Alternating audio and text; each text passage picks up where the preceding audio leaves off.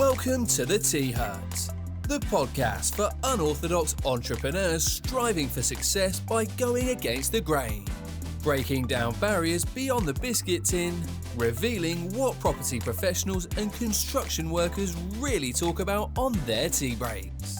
Join us as we delve deep to uncover what it takes to succeed and be the best version of yourself. Welcome to the Tea Hut podcast, the Unorthodox Entrepreneurs podcast, where we break down the barriers that go beyond the biscuit tin. And if you're looking for lead generation on your business, I'd like to take this time to big up the sponsors, eGrowth Media, big up Joe Taylor. If you're looking for lead generation or social media management for your business, then get in touch with eGrowth Media. And today, I've got a great guest today that I'm really looking forward to getting into, and his name is Kane Baron. So Kane, I'd just like you to just take a minute, take a couple of minutes, whatever it is, introduce yourself to the Tea Hut audience and just tell us a bit about yourself. Well, thanks for having me. No problem, Appreciate mate. it. Welcome. All right, yeah, so where'd you start? So my name's Kane Baron. I think you covered that bit.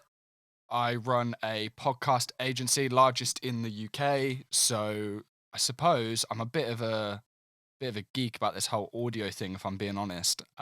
It started as a bit of an accident a few years ago and has grown pretty significantly in the last couple of years.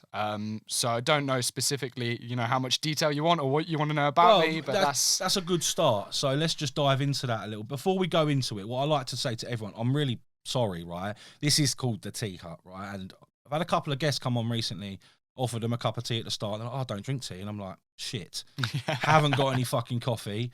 Kane's done that to me this morning. So yeah, another guest I've upset. So I do apologise about that. But I always say to people, bring in your favourite biscuits and let's get into it and let's talk about that. So Kane, just hold them up to your camera. What you brought in for me today, mate? Original Oreos. Original Oreos. Original. Has to be. And I honestly think anyone that hasn't picked this on your show is wrong. I think you're the first, mate.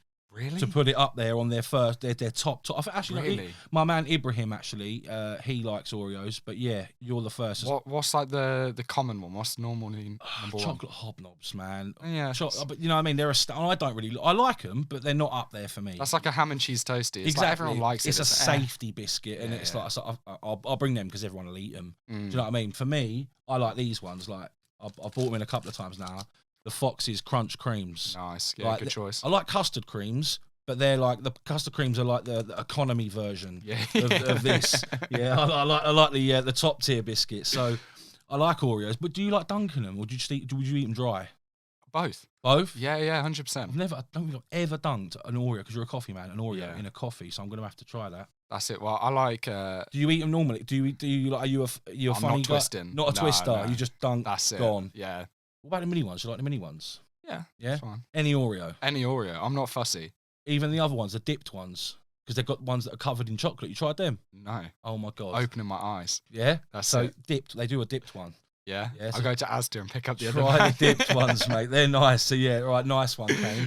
Nice one. So thanks for bringing them in, mate. That's all right. So Oreo King Kane. Right. So yeah, just roll it back. I mean, we were talking just before we got in here, and you just highlighted that you run the leading podcast agency in the UK. So what is that agency? Well, I know who you are and I know who you work for and what you do. So just want to tell everyone else who doesn't know, and what that is and what you do for people. Yeah, of course. So it's called Progressive Media. It's founded 5 years ago by an entrepreneur called Rob Moore, his head of innovation, Tom Luter, both very, very intelligent guys, and it kind of happened by accident, to be honest. Okay. So we are a production, management, marketing agency for podcasters, but not celebs, not like big brands, nothing like that. People like me. Yeah, essentially. Like it is, we focus on independent creators. It's one, celebs are a nightmare to work with, and you're dealing with egos and things like this. Yeah. But also, they've got, if you're already famous, right, you don't need help to grow your fan base. Yeah, like you've already got a following, haven't you? Yeah, exactly. There's a couple of like celebs who've done some work with just because they're like friends of friends. So like Kevin Clifton from Strictly Come Dancing, Dapper Laughs. But they're kind of like an exception just because of the existing relationships. But it's about giving independent people, ordinary people a voice, get their show out there, right? So telling other people's stories, that sort of thing. What sort of services do you provide with your agency? So simple answer is everything, but I know that's a terrible answer, right? Because you don't know what you need. Yeah, recording, recording, post-production, all that's stuff. it. And to be honest, I think one of the biggest skills, I suppose, that's kind of underrated and is hard to put an actual price on is getting someone's, thought, just that little thing in their brain that makes them think, oh, I want to do this, but I don't know what about. Don't know how. Exactly. And then turning that into a real idea. And something that's got legs, something that they can be proud of. And really bringing it to life. So literally from I think I want a podcast to conception to completion, basically. Exactly. Spot on. So every single process that goes from A to Z, essentially, is what we do. So we're based out of Peterborough, but podcasting, I know I've come to see you here, but a lot of it is done through remotely. Absolutely. So that's the beauty of podcasting, though, isn't it? Because you can get this gear that we've got in front of us here. People can see it, what we've got, the Rodecaster, the laptop. You can get all this stuff at home. Or, you don't even have to go. I mean, this is quite high end, really. Yeah, it is. You don't need this level of stuff, do you, really, to get started anyway, do you? No, I think most people, like, if you've already got a laptop, right, so you're using Zoom, Riverside, something like that, you can get a dynamic microphone, which from a company that I recommend, also called Zoom, but not the same as like the video conferencing. 40 quid, some headphones, another 30 quid, bang, you've got a podcast. Like, away you go. Right? And we've worked with people in all sort of different industries, from like biohacking to entrepreneurship to celebrity gossip, right? That's gone viral from just their home office. What I really like, there's some crazy podcasts out there, isn't there? Because I sat there thinking, well, who's going to want to listen to me like talk about this stuff and like business and mindset? And I thought, it was actually after doing the 3-day thing with you guys at Progressive, the online, what do you call it? Podcast Profit Systems, our 3-day course. Yeah, that's it. So I did that with you guys, and I think it was on there, you said about subscription sites, and this subscription site, they've got a podcast, and all they do is talk about old football games. Like football games from like the 40s, 50s, 60s, and I'm like, these guys they've got like a subscription site that's worth like, I don't know, I think it was $8,000 a month. And I'm like, this is insane. Like, people out there actually paying money to listen to someone or a couple of guys talk about old football games. It's madness. 100%. Well, it is to me anyway. I'm like, fuck me. I'm like, if there's actually people that are willing to do that and pay money for that, then fuck me, I need to get in this. It's the attention economy, right? Yeah, It's one of those things that people will always spend a fortune on their hobbies. And football's a great example, right? So you can play football, you watch on TV, you'll pay to go see a game, you'll have FIFA, you'll, do a fantasy league. Like, there's a lot surrounding it, isn't there? Yeah, it consumes their life around this one thing. Most people are the same, whether it be golf, or some people are, their passion is business, right? Yeah, so personal development. Exactly. Whatever it is. So if you can create content around it and you're actually providing some sort of value, entertainment, whatever it is, it will be consumed 100%, and people pay for it. So I always, especially on the training, I always use the same example. Like, those of you that are football fans, how many of you will spend 40, 50 quid a month on, you now need your Amazon Prime, BT Sport, Sky Sport to watch football, right? And you still don't even get all the games. No. And if you follow like a shit team, right? And they're losing every single week, and you're forking out all this money, and it ruins your whole day. Like, millions of people do that. So why wouldn't somebody pay you £5-10 a month if you are entertaining about, I don't know, maybe it's mixed martial arts or entrepreneurship and mindset, personal development, and you're the person I resonate with because we're similar, right? Of course I'd pay that. It's madness, because I what also opened my eyes is when also doing that with you, when we were going through like the different ways to monetize subscription sites, the podcasts and blah, blah, blah, blah, blah. I was sitting there thinking, well, I was like, because how many fucking direct debits have I got in my bank that go out my bank for £3, £5, £6? I don't even know what they are. Like, I look at my bank statement, I'm like, what the fuck is that? £4.99. Like, that's been coming out for like 5 years, and I don't even know what it is. That's it. But even when I do that, I'll go, fuck it.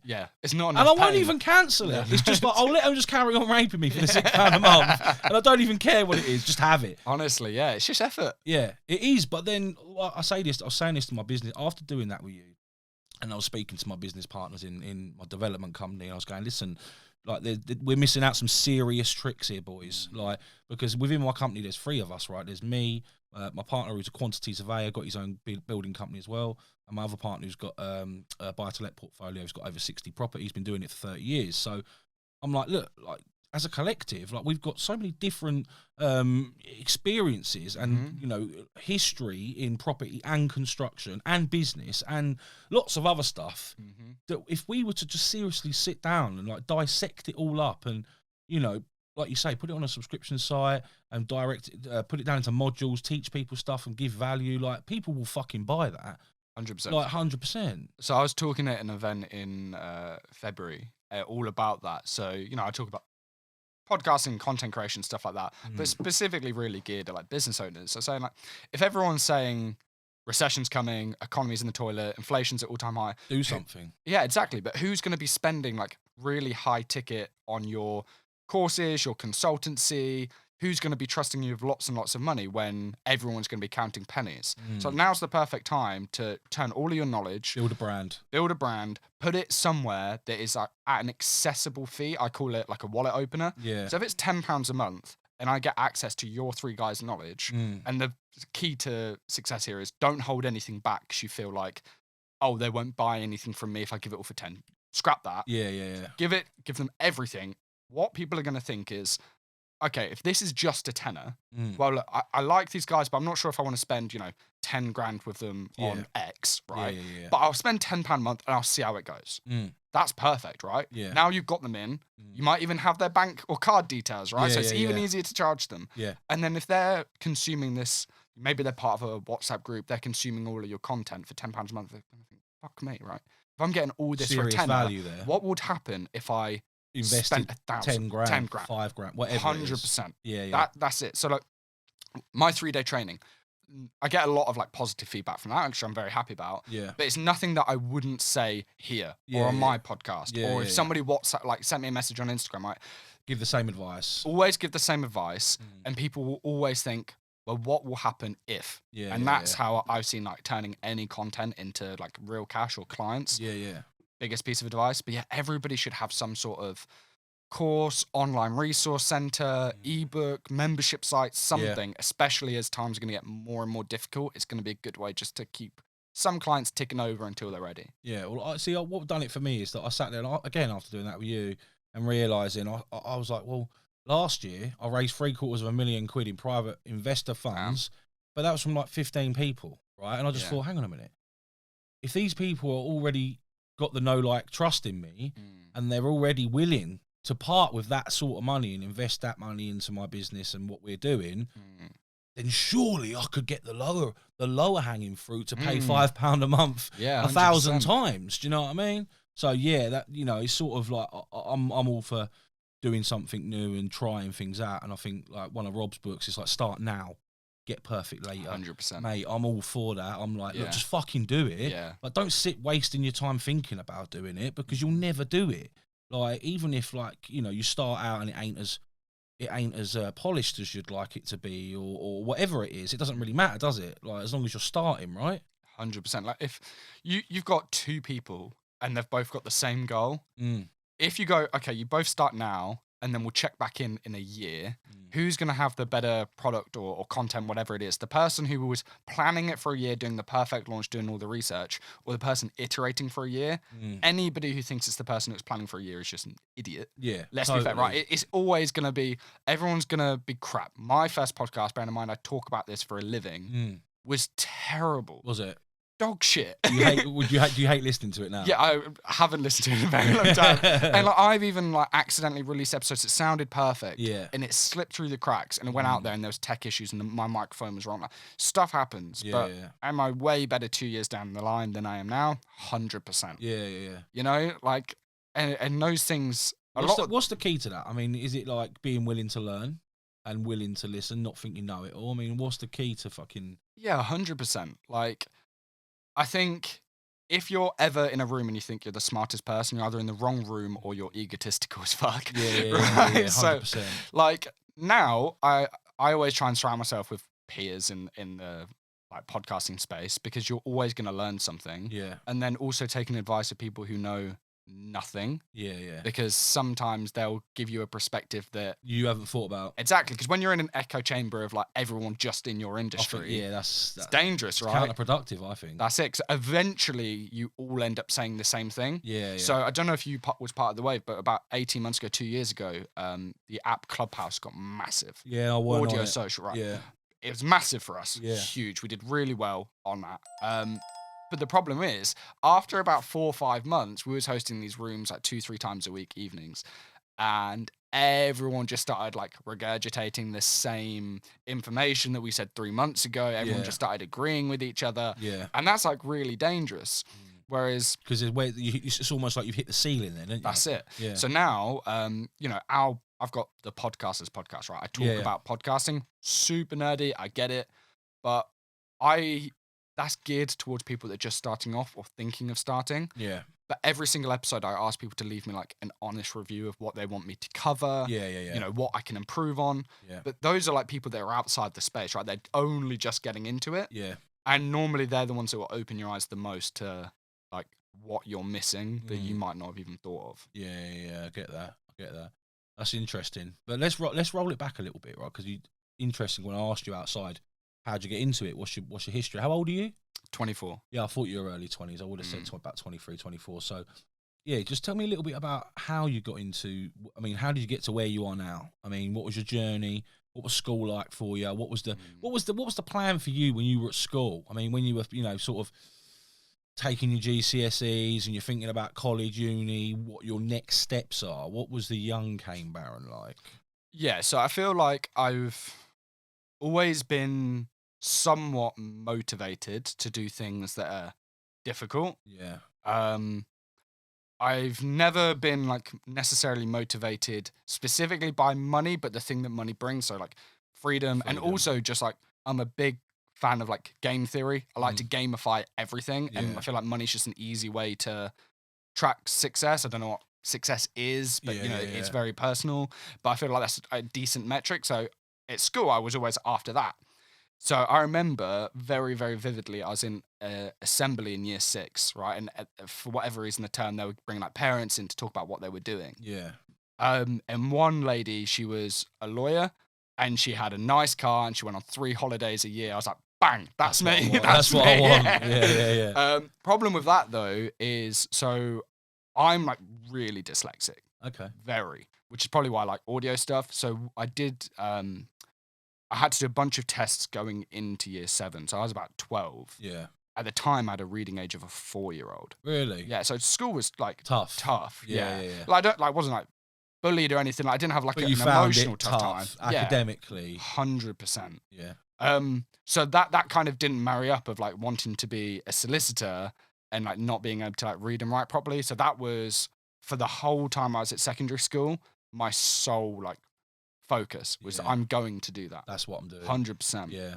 So like all of my GCSEs picked around like writing English stuff, history, psychology, same with A levels. It was all geared towards that. And it was an uphill battle. Like I could have definitely done better picking easier subjects, ones that were more natural, but for whatever reason I was fixated on this end goal. Do you think that was because you were trying to prove a point? 100%. Yeah. Big chip on the shoulder. 100%. Yeah. And that was like tough and uphill battle. And I don't know, like it was kind of disappointing because I ended up getting to that goal. Like I went to uni and I did a law degree and like passed. Did you finish it? Yeah, finished the whole thing. But what was kind of like disheartening is in the summer between my 2nd and 3rd year, I was like, nah, I don't want to do this anymore. Really? Literally don't want to do this anymore. So the first before your last year, you'd made your mind up and thought, this ain't for me. This is not me. So you then had to do another year, finish it. That's it. Without your heart in it. That's it. And like that was COVID year as well. So half of it was at home. Do you know what I mean? So it was like different. It was crap. I was like, it was kind of disheartening. So first 2 years, I was always trying to make a buck essentially. Like I worked the whole way through it, but I was always trying to do something else. So I started a like an arbitrage marketing agency. So I went to uni in Lincoln, which is very like it's a bit older, like that. It's all run by like an actual high street and lots of independent shops and stuff like this. Yeah, it's lovely. So I would go up and down the high street and I would just talk to these independent shop owners and say, like, do you need a website? Do you need social media? Stuff like that. And those that said yes, I then outsourced it to like a freelancer. Oh, okay. And I just kept the difference. Yeah. So I didn't like really develop my marketing skills. You then. were just making some money. Like. Basically, yeah. I ran... leverage, though. That's a good way of doing it. It worked for me. I had a full-time job. Like, I was at Costa. I was at O2. So I decided I wanted to do sales. O2 was like the earliest thing. And obviously balancing degree. Yeah. And me and my friend Kudzi, we did like club events, and he's still doing that. So it was literally like anything to like earn a buck. And then what I found was like this stuff was like pulling me away from uni, but to me in like a really positive way. Yeah. Like I would rather go and work like 30 hours or try and, you know, make a sale somewhere, be a club rep, whatever it is, like way more than I ever wanted to be a lawyer or be like go to uni and stuff like that. Do you think, like I said, you were just trying to do that because it seemed at the time so unachievable? Like when you were younger, you thought, can I even do that? Fuck it, I'm just going to do it. Do you know what I mean? Like I said, trying to prove a point to yourself or to others. Yeah, see, that's it. I don't know whether it's to myself or to others. What was your family support like at the time? Yeah, amazing. Yeah, good family, mum and dad, yeah, and all that's solid it. and stuff like Always, you know, put your mind to it. You can do it. that. Yeah. Their like biggest mantra, which I suppose they had to kind of be encouraging, but obviously you don't want your child to be like super disappointed if things don't go right, because obviously like it's hard. It was against me, wasn't it? So it was always like, as long as you do your best, be proud of it. Yeah. And like if you get a bad result and you're disappointed, then we'll take that as you know you didn't do your best. Yeah. And I think that I really like that more in like retrospect. Obviously, like when I was like 15, 16, just starting GCSEs, I didn't really appreciate that as much. Yeah. But you don't know at the time. No, you don't. You know, you get older, you get wiser. Yeah. And I've probably still got quite a while to go. But, yeah, you're still early, mate. Yeah, you know what I mean? So, but that was a big thing. Just try your hardest. And then when I was at uni, I was like, third year, once I'd given up, I was like, I'm not trying my hardest, but I just don't want to. Was that during COVID or were you back at uni? So term starts September. So September till March I was there, and then March till June I had to go back home. That's when COVID came in 2020. And that was your last year? Yeah, that was my last year. Okay. But the whole way through uni, I was splitting my time between like trying to, I wouldn't say necessarily like be entrepreneurial as such, but I was always trying to do my own thing. You were. That was there. The spark was there, wasn't it? Yeah, and that's always kind of been there. I've always like listened to podcasts around that stuff, follow creators on YouTube, you know, read books and that sort of stuff. Yeah.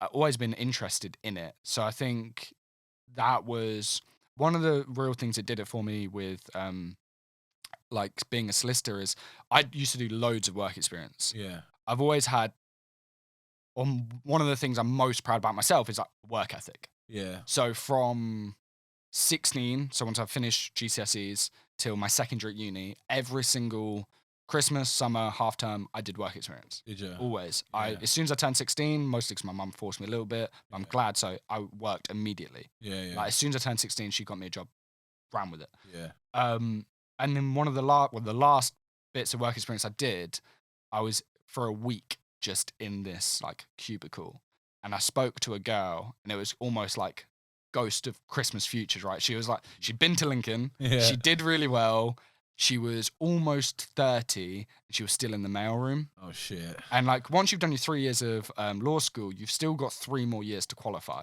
There's 2 different extra paths after that. One's 2 years, one's 1 year. Yeah. And she still had another 2 years to go. So she'd done a total of 4 years. But that final bit is called your training contract. And essentially, you work for a firm and they pay for you to go through it. So it's very, very competitive. Yeah. There's only so many firms. There's tens of thousands of students every year. Yeah. And she was literally in the mailroom because she didn't get accepted every single year. She was like, I will just work my way up this firm until they love me so much that they pay. And they did, but she was pushing 30. Yeah. I was like, I don't want to be 30 and earning like 16, 17 grand a year. Yeah. And do you know what I mean? That's fine if you're comfortable working. If you're happy with that, fine. Yeah. Yeah. But also the work that you're like in a law firm and stuff like, it's not easy stuff, No. right? And it's a dull environment, and Yeah. like You're like, oh, that sounds like office bitch. that's it, 100%. Yeah, I'm thinking like, but from my building site mentality, I'm thinking right. That sounds like the lowest paid, lowest That's appreciated position in that industry. That's it. Like you're just down there, like Probably been there 7 years, and I bet 40% of the staff don't know your name. oh yeah, that's shit. Fuck that. Yeah, fuck that. Yeah, so I'm not again. I'm always keen. Like when I talk about these sorts of things, that if you're that sort of person, that's all right. If you're happy with that, yeah, but if internally you've got a struggle going on and you're like, I can't live like this, then fucking get out there and do something about it, innit? 100%. Yeah. So Yeah. so then go on, keep going. So what happened there? That's it. So that's when I kind of made the decision. That was summer going into my 3rd year at uni, and I was like, nope, Not for that's nah, not happening. So at the point, I feel like I was more about how do I get paid for the value rather than the hours that I'm there. Yeah. And the marketing thing was fine, but it didn't like massively drive me, probably because it was just like an arbitrage business. Yeah, and I was like, Yeah. it's not very fulfilling. Yeah. So I wasn't sure what I wanted to do. So I was like, all right, well, I don't need to have my own business, so I'll go into sales. And that was the first start. So, first few years at uni, I was being a club rep, and then obviously eventually started doing my own events. I worked at O2 because that was like the first retail sales job that said yes, essentially. And then throughout my 3rd year at uni, I was like, okay, what are like high paying sales jobs or high ceiling sales jobs? And I applied to a bunch. And I always kind of wanted to get into property and things like this. So I was like, I'll go be an estate agent, something like that, get started. Work my way up that way. That's it. And then got pretty much the first one I applied to. Day I was meant to sign the contract was the day we had the national lockdown. And the company ghosted me. Oh, really? Literally ignored text, phone calls, email. I was like, fuck you guys. Bastards. So I was like back at my parents' house, hadn't got any job prospect. I was like saving for a house because that was like my personal Just wasted goal. 3 years at uni. Honestly, I was like just sent off my last assignment. So that was crap. You're like the stereotypical uni dropout, right? Basically. You go spend 3 years doing something you don't really like doing. Yeah. That's quite I've heard that theme a lot when you go down a certain path and you realise, like, fuck, that's not me. 100%. So what happened then?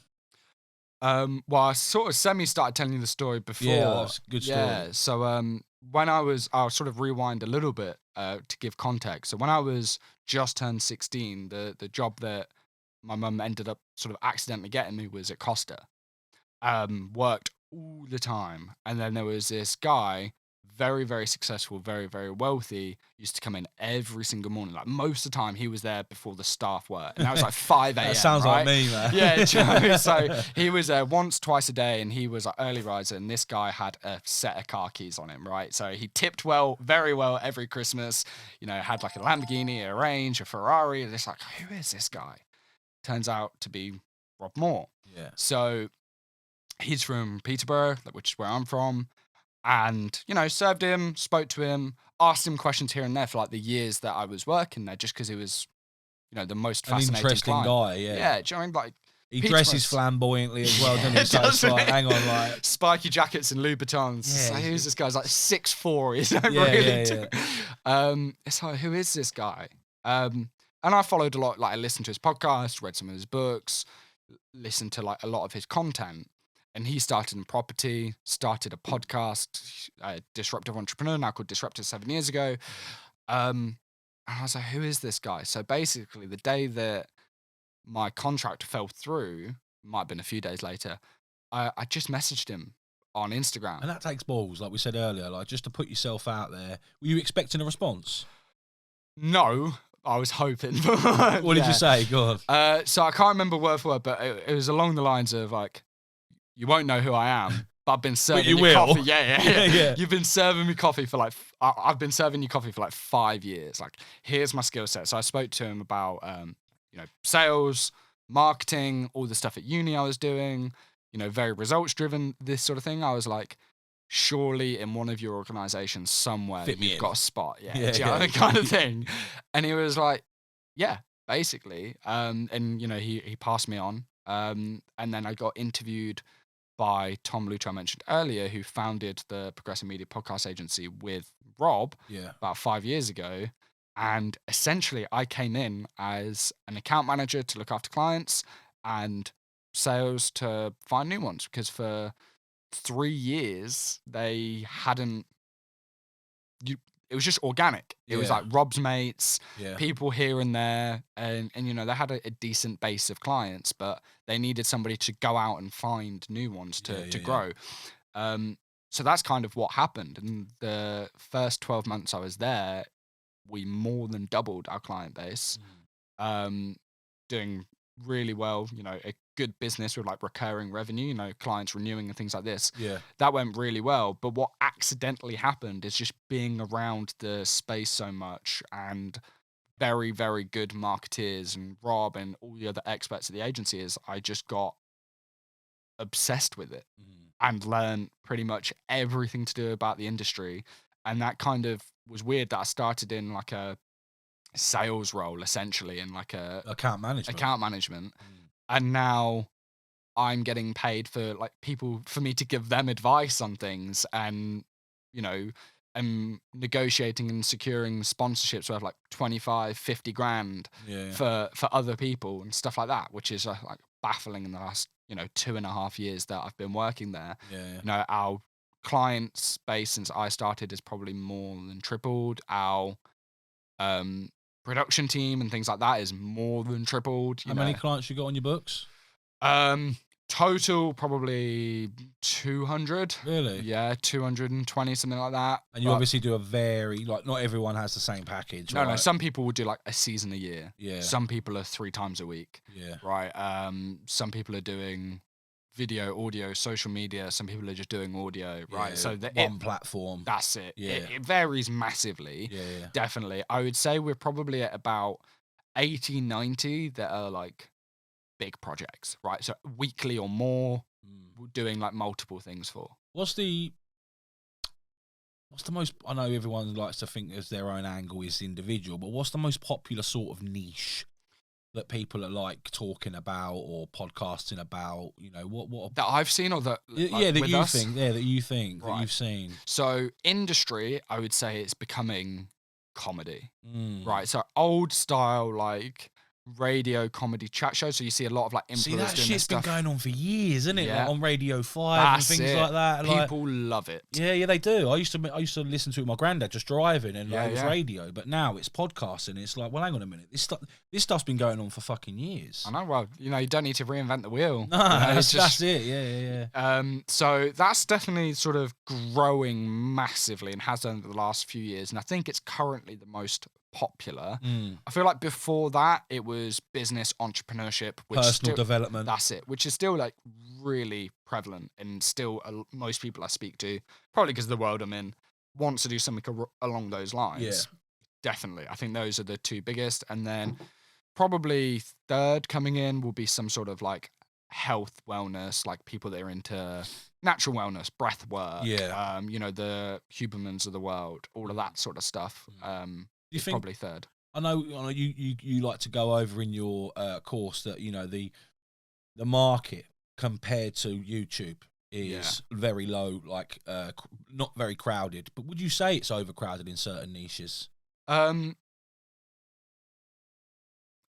Categories, yes, not niches. Yeah. Most people aren't in a niche. Yeah, a niche is different. I get that. A lot of what I talk about is the more specific you can be about your audience, the quicker it'll grow. Yeah. The more money you can make from sponsors, right?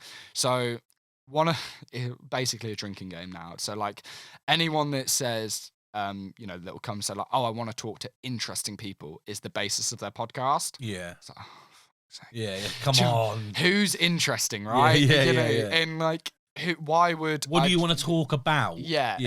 So you got to kind of pick your angle. Yeah. And I feel like Joe Rogan's kind of responsible for that. He talks to whoever he wants about whatever he wants for as long as he wants. He doesn't count. He's the only one that can sort of get away with it, though. I think. Yeah, he is the only one, right? And why would I choose you? Thing is, people don't care about other people until they get to like a certain critical mass of following, right? Yeah. Like if you talk to, your sister because you think they've got an inspiring story. Yeah, they probably have.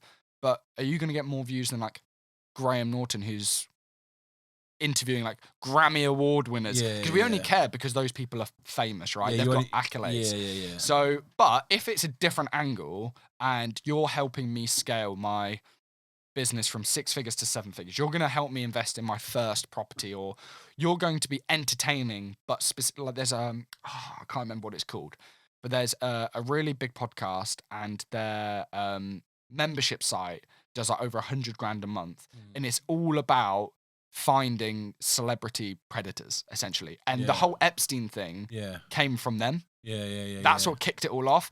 But it's like entertaining. It's kind of like celeb gossip, but it's got its own angle on it. Which is what makes it unique, which is why you can be a nobody. But because nobody else has taken that unique spin on it. Like the fact that this is T-Hut, and you asked me a couple of hours ago to bring these, like, it's unique. And it's kind of whether the topic you're discussing is a unique spin, or the manner in which you are delivering it, like this, is a unique spin. That's what's necessary. So if somebody says to me, oh, I want to interview business owners and learn from them, bit tough. If you want to talk to inspiring people, bit tough.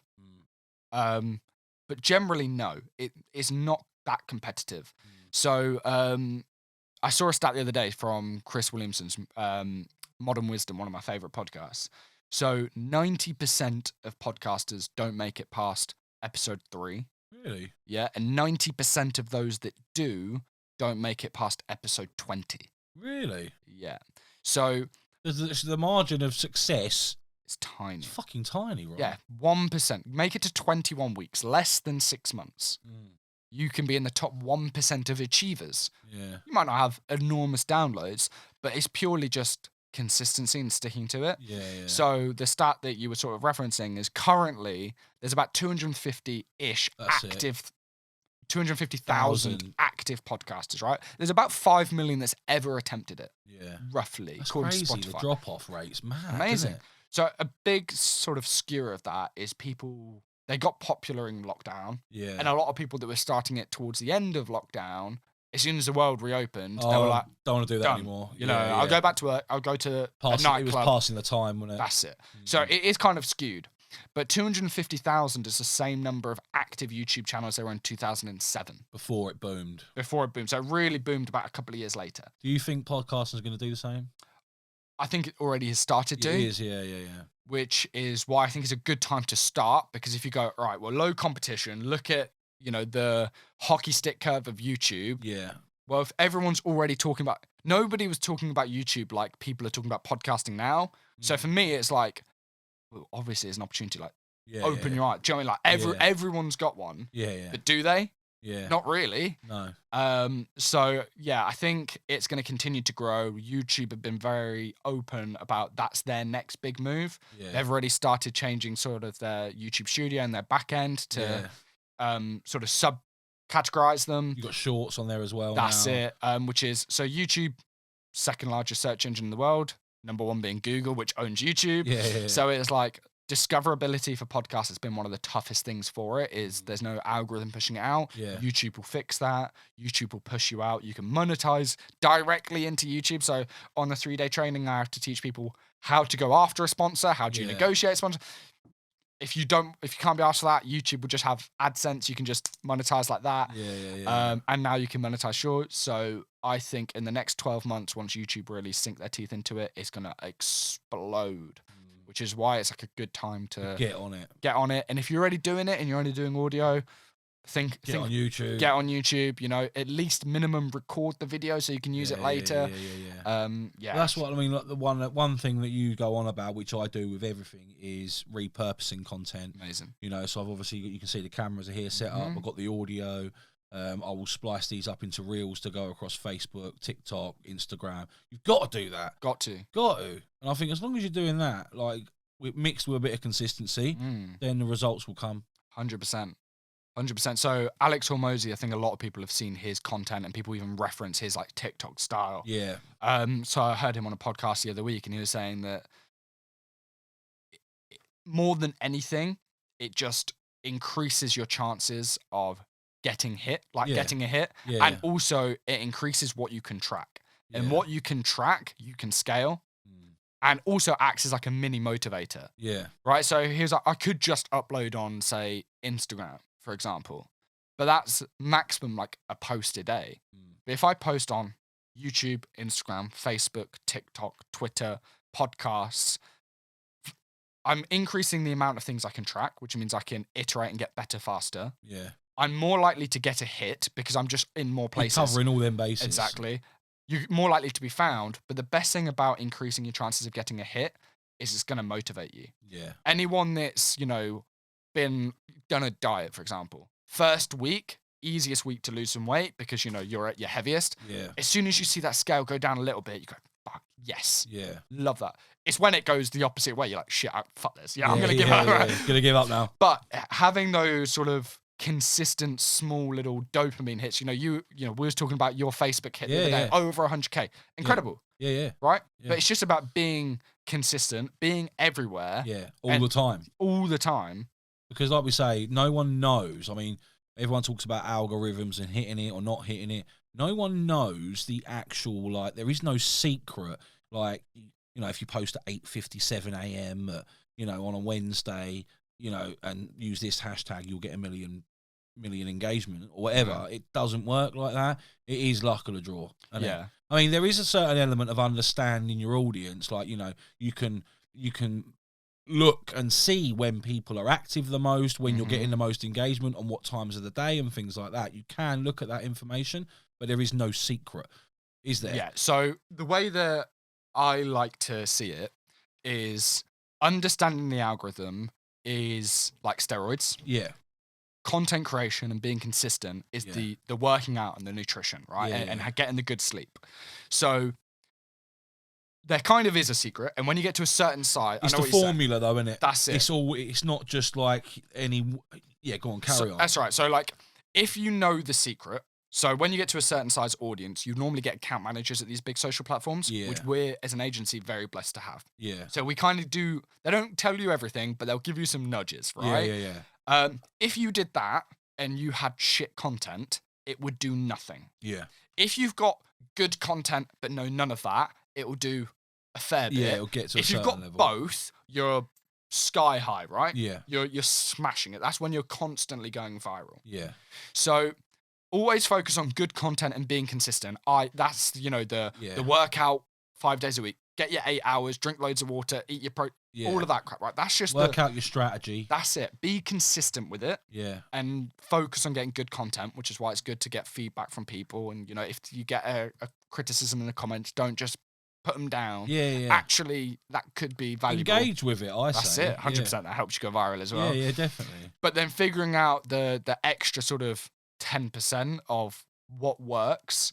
But the thing is, what works is also audience and location dependent. Because you can Google when's the best time to post, and it will say 6 p.m. But is that somebody in the US that's writing that? Exactly. Is their audience in the US? They've got different behaviors than people in the UK. Yeah. So going back to the Hormozy thing of having more things so you can track them.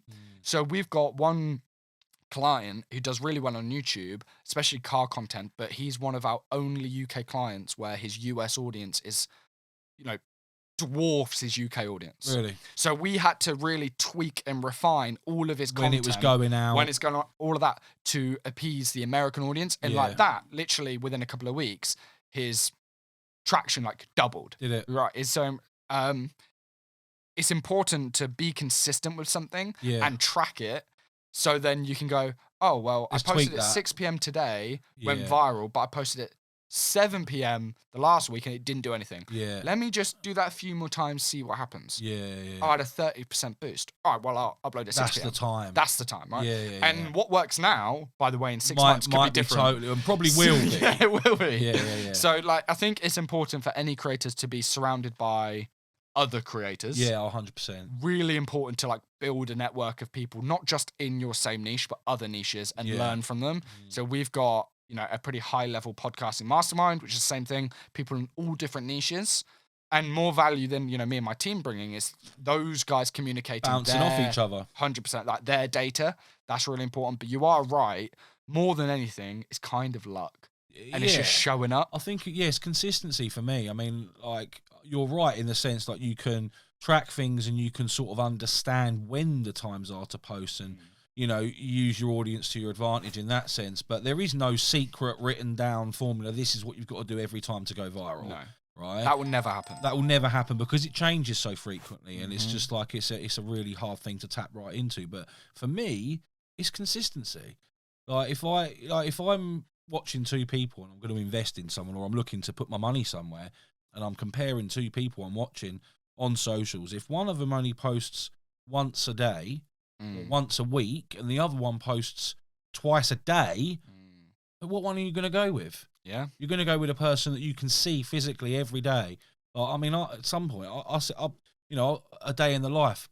I'm making my breakfast here. People just like seeing it. They like seeing that you're a normal person. I think 100%. So there's the saying, visibility is credibility, right? Yeah. And this was key when Donald Trump got elected. That their strategy was basically get in the media, positive or negative, as much as you can. Yeah, who gives a shit? I can't remember the stat. I think I got it from the podcast Nudge, which is like a human behavior podcast, basically. Yeah. I can't remember the stat exactly, but essentially it was like 30% or something like that of Americans will vote on the name that they know. Yeah. Because most people don't, dive into politics. Most people don't care. Yeah. I've seen his name in the paper in the headlines every day for the past 6 months. He's the guy. Yeah, that's it. Yeah. It's the enemy essentially. Yeah. Keep the devil close. That's it. Yeah, a big part of it is just post all the time, be everywhere, repurpose. Yeah. And you will get, we've done a lot of podcasts with property investors, things like that. Most of them use it to raise money. Yeah, of course they do. Because it's getting out there. And then on the podcast, is what I do in mine, I'll then interview clients. Yeah. Interview people you've raised money from. How did that build go? Yeah. What results did you get? So now it's content. Yeah. You chop that up. Testimonials. Yeah. Social proof. So, but we can sit down here for an hour. You can chop that up. You can be on 8 platforms. You can post 50, 60 bits of pieces of content individually. Off of just sat here for an hour. And that's what I think people don't understand. Because what I usually do with like this, I try to manage it a bit better where I have 4 or 5 guests in a day. So then, all right, I've spent 6 hours in here, but I've got 6 episodes. When you strip that back, that's like 6 weeks worth of episodes. And then in between all that, you've got 30 reels per episode across all platforms. You've got the audio, you've got the video. 100%. And that's what I'm saying, being consistent and being everywhere. I think that's massively important. And that's what I see with you guys and with Rob.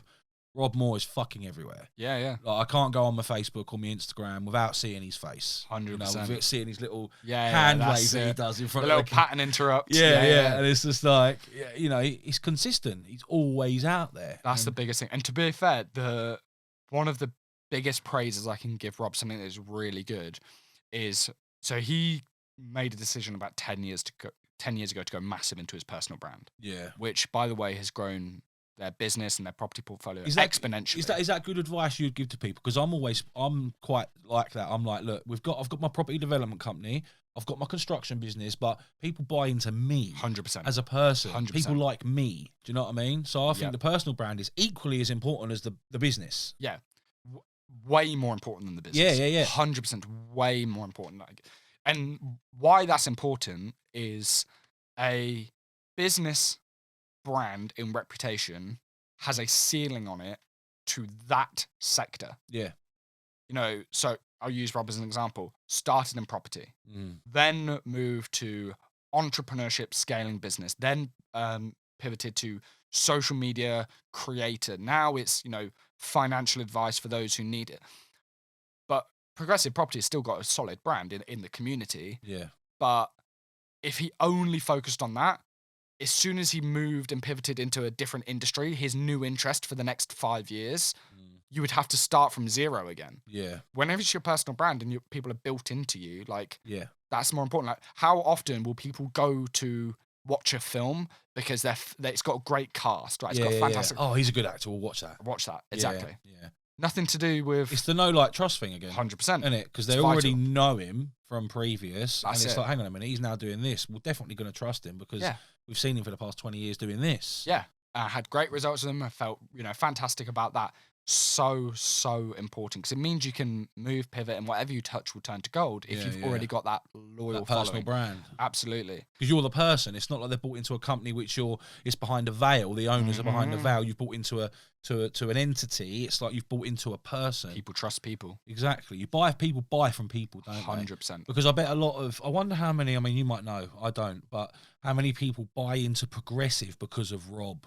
I've spoken about this quite a few times. I've seen a lot of people get involved.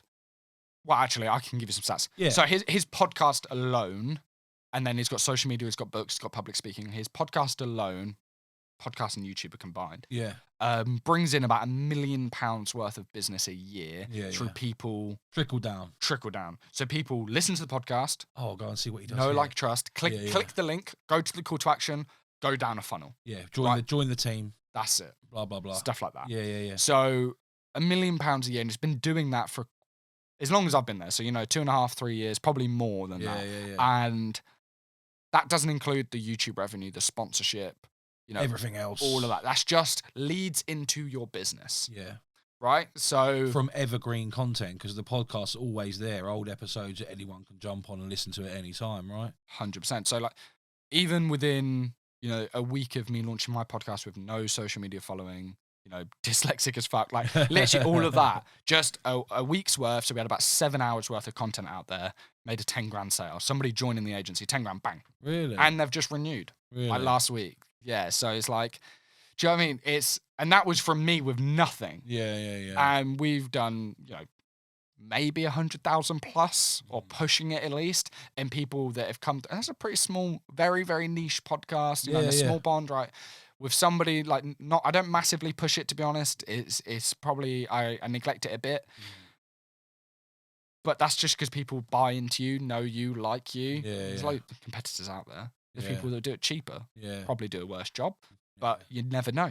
Yeah, that's it. But they know you. Yeah. So, again, trust. So important. One of the most important things when you're building your personal brand, I think, and something that I think Rob does fucking really well. Yeah.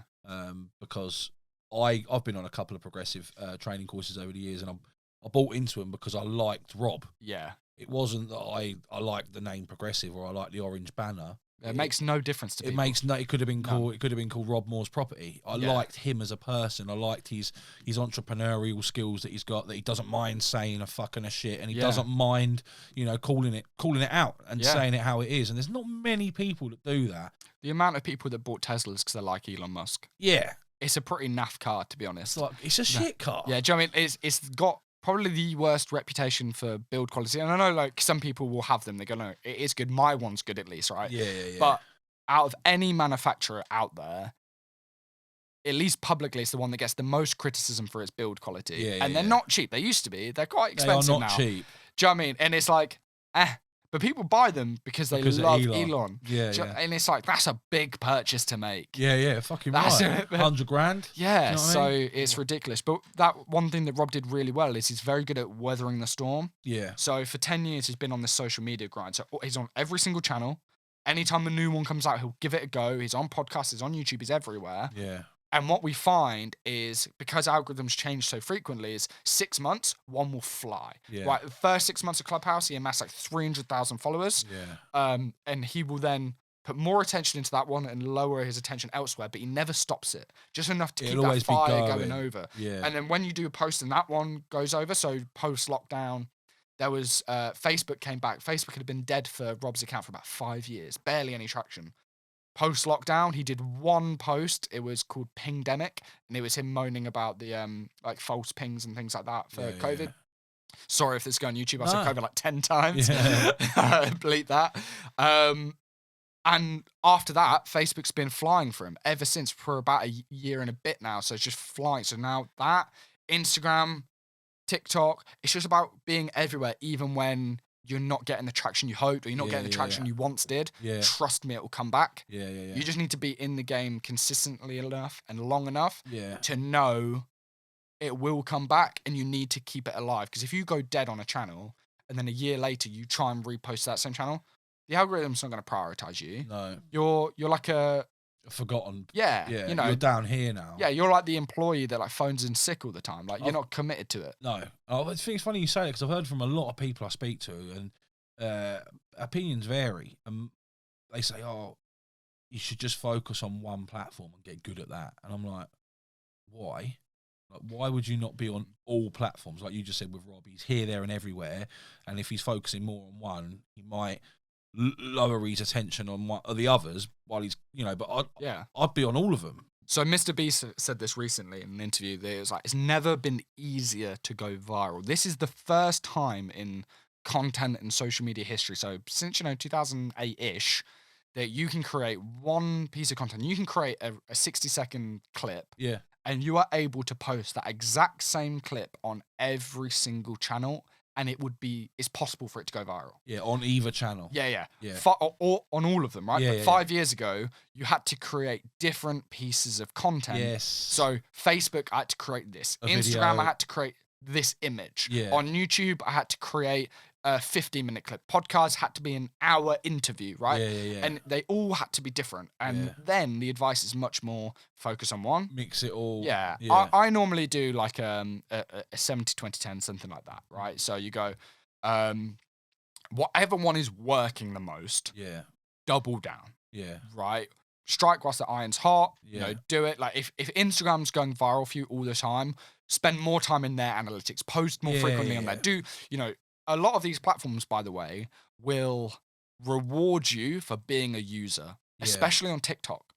So a lot of people go on TikTok and they're not getting the traction they want, but it's because they only go on there to post. They open it, they upload, they disappear. Don't engage. They want you to be they want you to like and comment on other people's stuff. They want you to be an active user. 100%, because you know what the trends are because you're consuming it. Yeah. And that's really clever. So I would spend, budget your time. Yeah, of course. But be everywhere and do a podcast where you can chop it up. Yeah. And then, repurpose it. So Tools of Titans by Tim Ferriss. Yeah. Right.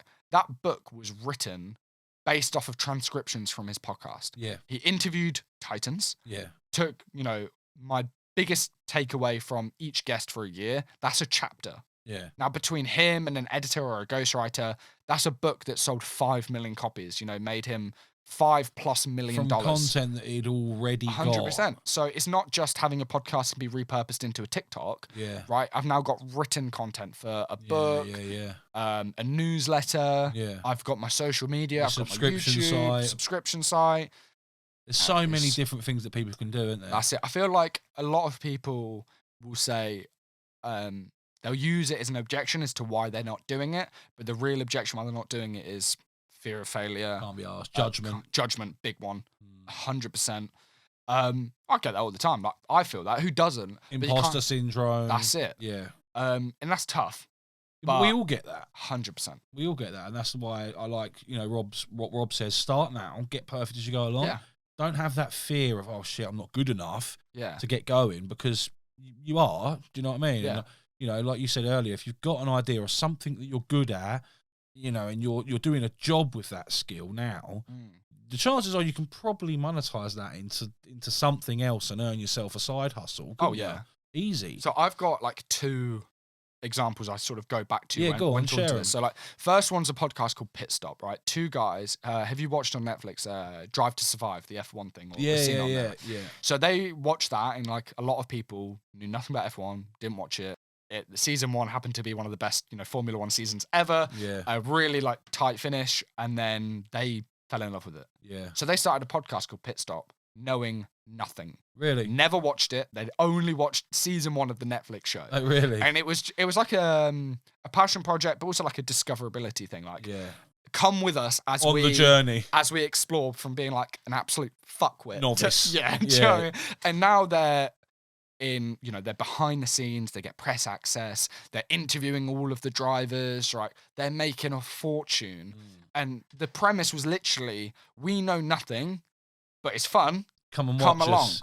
So there's a perfect example of like, you may know nothing, great. Yeah. Do you know who else knows Even nothing? Better. 99% of the population. So run with it. And then the other one is, I'll use property, for example. Right, so you've got the Rob Moores, Mark Homers of the world, right? Big developments, like 100-unit flats, stuff like that. You got they've got podcasts about property. Yeah. And somewhere down the bottom, you might have someone who, working class, saved up some money, did a lot of the reno themselves. They've got one buy-to-let, and they've been in property 6-7 months, right? Yeah. That's it. Yeah. Novice, but they've got one Got a under bit their of belt. knowledge. Who's more valuable to me who wants to get into property, working class, right? I've saved up this pot of money. I know nothing about property. Probably the guy on I'm the an lower idiot. end. Exactly, because all of what they're talking about is It's different. 8-9-figure stuff. That's right? 2-3 years down the line. Yeah, that's stuff that isn't applicable. And also, even personalities will be different. Our appetite for risk is different. If their thing fails, they'll lose loads of money. But if they've got loads of money left, yes. Yeah. If I have been saving... And you lose it all. Done. Yeah. Am I remortgaging my house? Am I... Selling all your shit? Exactly. Yeah, so it's you're actually more valuable to me. And to those people that are relative to you. Yeah, because you're just slightly ahead. Yeah. Because the best thing, that even as a complete beginner... 99.9% of the population is still further behind you. Like they say, if you read one book on a topic, you know more about that topic than 99% of the people. Yeah. So flip the frame. If those people at the very top are only talking to 0.1% of the population, why do you think they've got an advantage over you when you can talk to 99%? You've got the wider market. Exactly. Yeah. It's a good way of looking at it. So I hadn't even thought about it like that either. Yeah, those are the two sort of scenarios I go to, and people are like, yeah, but who's going to listen to me? 8 billion people could. Do you know what I mean? Yeah. That's right, though, and that's a good bit of information, I think. So what have you learned? So, I mean, you've been working with Rob a few years now, the Progressive Team. What have you learned from Rob Moore that you think has been most valuable to you? I'll tell you what, this is the thing that's made me the happiest in my life. Yeah.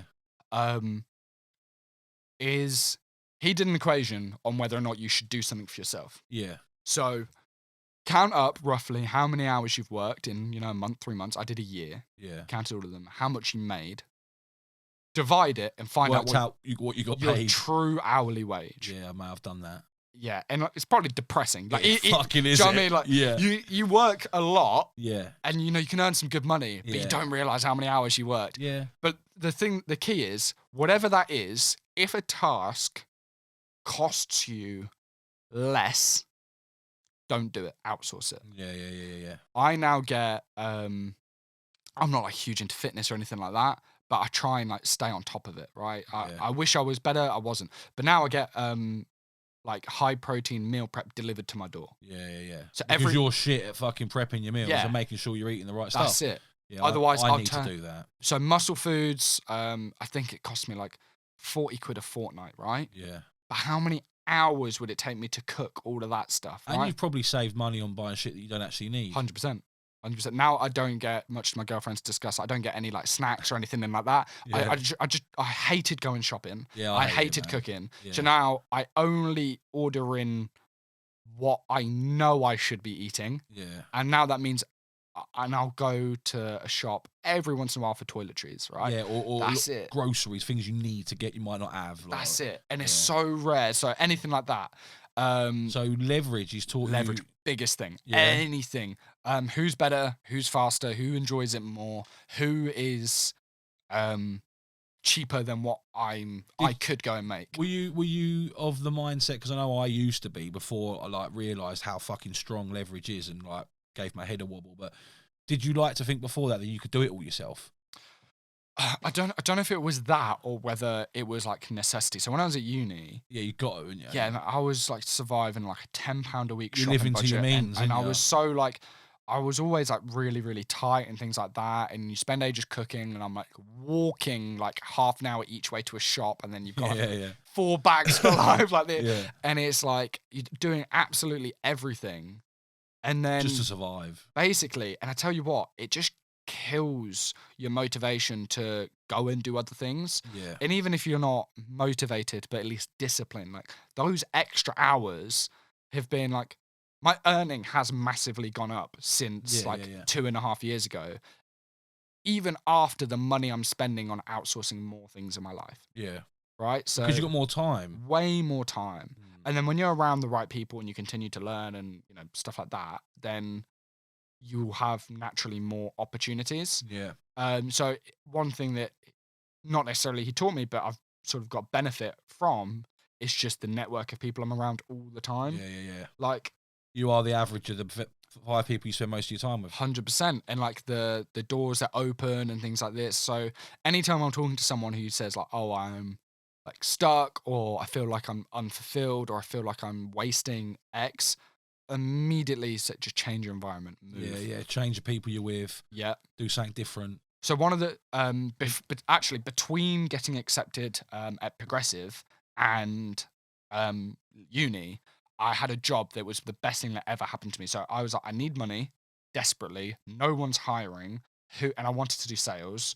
Who was hiring? Commission only window sales.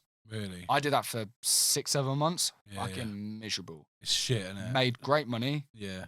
But one of the reasons I was accepted is because in my interview at Progressive, I said that I wanted to be rewarded for the work I put in. Yeah. And nothing says that more than saying giving up your salary. Yeah. Like, speaking of which, literally now I'm leaving employment with Progressive and just going to be a contractor. Yeah. And explore other things. So I'm now kind of the face of one of their brands. Yeah.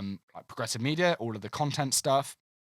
And because it just means I can spend more time doing speaking engagements, coming on podcasts, focusing on social media, growing my podcast, which is better for me, it's better for the company than me spending a lot of time like doing back end work. Exactly. Yeah. And I was like, I'm more than happy to give up my salary for that, because I know that it's going to pay off for every party here. Yeah. Do you know what I mean? So that's what's next for you, and that's the next step. What you're doing. Literally, as we speak, that's happening. Yeah. Nice. So looking forward to that massively.